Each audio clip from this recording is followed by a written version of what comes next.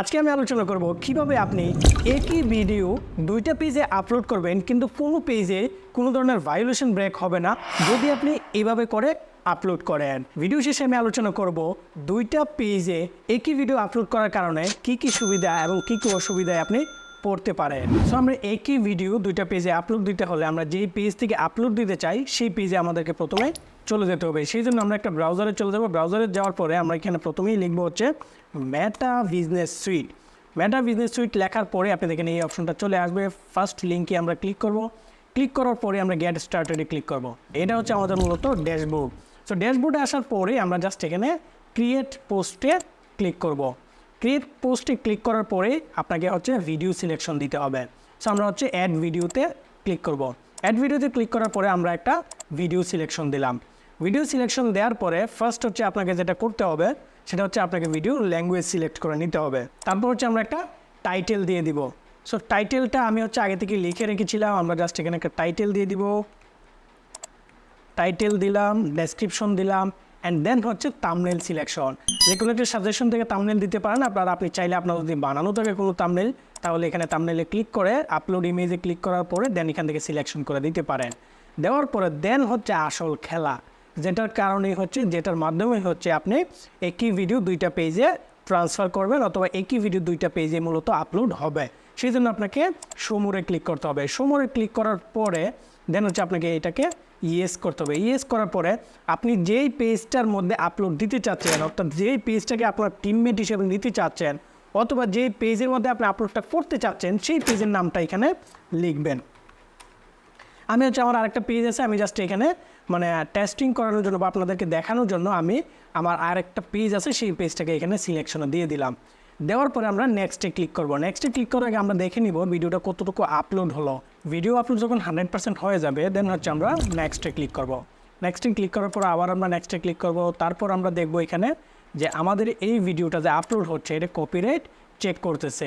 Copyright চেকারে check করবে যে আমাদের ভিডিওতে থাকা মিউজিক অথবা ভিডিওতে থাকা কথা অথবা ভিডিওতে থাকা যে ফ্রেমগুলো কোনো কপিরাইটেড কন্টেন্ট কিনা তারা এটা চেক করবে।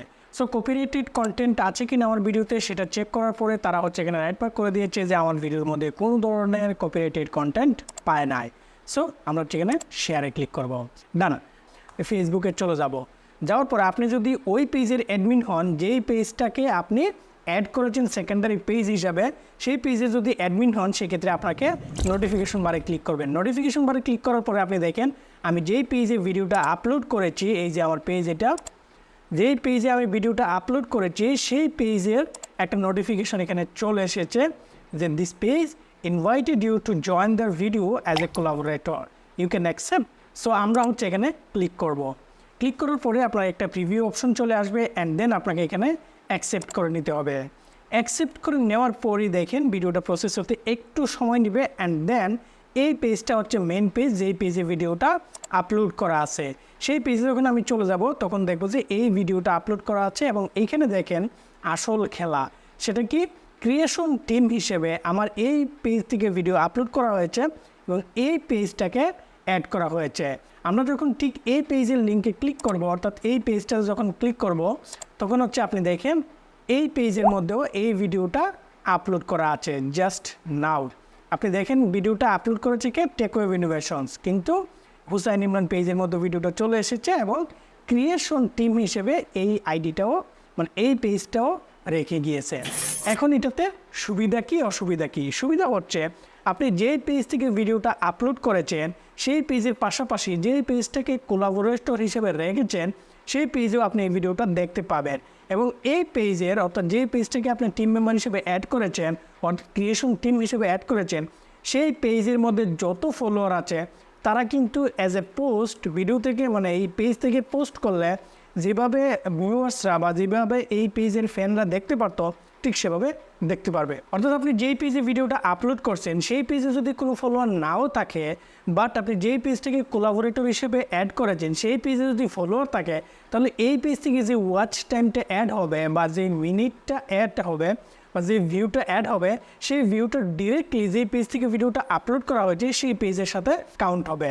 এবং এই পেজটা যদি মনিটাইজেশন করা থাকে অর্থাৎ আগের পেজটা, যেই পেজে আপনি ভিডিওটা আপলোড করবেন সেই পেজে যদি আপনার মনিটাইজেশন করা থাকে তাহলে কিন্তু ওই ভিডিও থেকে যে আর্নিংটা হবে সব আর্নিংটাই যেই পেজ থেকে ভিডিওটা আপলোড করা হয়েছে সেই ভিডিওতে চলে যাবে, অর্থাৎ সেই পেজে চলে যাবে। সো সেই ক্ষেত্রে আমার উপদেশ হচ্ছে, আপনার কোনো একটা পেজ যদি ছোট থাকে, জাস্ট মনিটাইজেশন পাইছেন অথবা মনিটাইজেশন এখনও পান নাই, ওয়াচ টাইম কমপ্লিট হয় নাই, ফলোয়ার কমপ্লিট হয় নাই, সেই ক্ষেত্রে হচ্ছে আপনার যদি কোনো একটা বড় পেজ থাকে সেই ক্ষেত্রে ছোট পেজে ভিডিওটা আপলোড করে কোলাবোরেটর হিসেবে বড় পেজটাকে অ্যাড করে নেবেন।